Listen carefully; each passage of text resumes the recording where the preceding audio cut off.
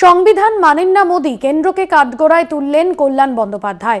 রানী রাসমণি রোডে ওয়াকফ বিলের বিরোধিতায় তৃণমূলের সংখ্যালঘু সেলের সমাবেশে কেন্দ্রকে তোপ দাগলেন কল্যাণ বন্দ্যোপাধ্যায়, যেখানে তিনি বললেন যে ওয়াকফ বিলে যা আনতে চলেছে কেন্দ্র এবং কেন্দ্রকে তা নিয়ে কাঠগড়ায় তুললেন কল্যাণ বন্দ্যোপাধ্যায়।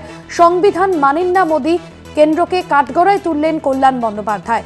রানী রাসমণি রোডে তৃণমূলের সংখ্যালঘু সেলের যে কর্মসূচি ছিল সেই কর্মসূচিতেই উপস্থিত হয়েছিলেন কল্যাণ বন্দ্যোপাধ্যায় এবং সেখানেই বক্তব্য রাখতে গিয়ে কেন্দ্রকে তোপ দাগেন সরাসরি প্রধানমন্ত্রী নরেন্দ্র মোদী সরকারের বিরুদ্ধে তোপ দাগলেন তৃণমূল সাংসদ কল্যাণ বন্দ্যোপাধ্যায়।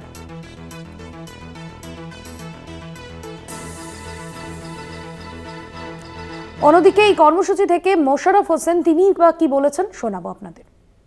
ষড়যন্ত্র চক্রান্ত করে তো দখলের উদ্দেশ্য, নাহলে কি করে এটা অ্যামেন্ডমেন্ট, কারণটা কি, অর্থ কি? বিরাট উদ্দেশ্য, ষড়যন্ত্র চক্রান্ত আছে। ঘোর পথে চক্রান্ত করে এই সম্পত্তি ক্রয় করে বড় বড় শিল্পপতিদের দিয়ে এটা বাণিজ্য করা একটা চক্রান্ত বিজেপির আছে। আর ধর্মীয় মেরুকরণ তো আছে। ওরা যাই করুক, ওদের ভূমিকা যাই থাকুক, ওদের এই যে ষড়যন্ত্র করে বিল এনেছে এটা সফল হবে না। ওয়াকফ বিলের বিরোধিতায় রাজপথে তৃণমূল কংগ্রেস, তৃণমূলের সংখ্যালঘু সেলের যে কর্মসূচি বা যে সমাবেশ রানী রাসমণি রোডে, সেখানে উপস্থিত হয়েছিলেন একের পর এক তৃণমূল নেতৃত্ব এবং কল্যাণ বন্দ্যোপাধ্যায় তিনি উপস্থিত ছিলেন, ফিরহাদ হাকিম তিনি উপস্থিত ছিলেন। পাশাপাশি এই সমাবেশ থেকেই কেন্দ্রকে তোপ দাগলেন কল্যাণ বন্দ্যোপাধ্যায় এবং যেখানে ওয়াকফ নিয়ে রাজ্যগুলির সঙ্গে কোনো আলোচনা করেনি কেন্দ্র, এই অভিযোগ আগেই যেরকম তৃণমূলের তরফে সংসদে তোলা হয়েছিল। কল্যাণ বন্দ্যোপাধ্যায় তৃণমূল সাংসদ তিনি ঠিক কি বললেন আজকের সমাবেশ থেকে শুনুন। ভারতবর্ষের আইন, ভারতবর্ষের মানসিকতা, ভারতবর্ষের মানুষ সংবিধানকে মেনে চলবে। প্রিয়াম্বলটা কি? প্রিয়াম্বল অফ দি কনস্টিটিউশন হচ্ছে সংবিধানের চোখ, সংবিধানের চোখ।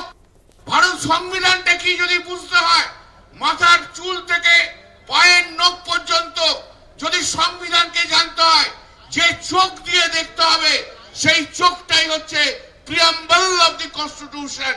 কনস্টিটিউশনের প্রিয়াম্বল। চোখকে বন্ধ করে অন্ধ হয়ে কখনো কোনো জিনিস দেখা যায় না।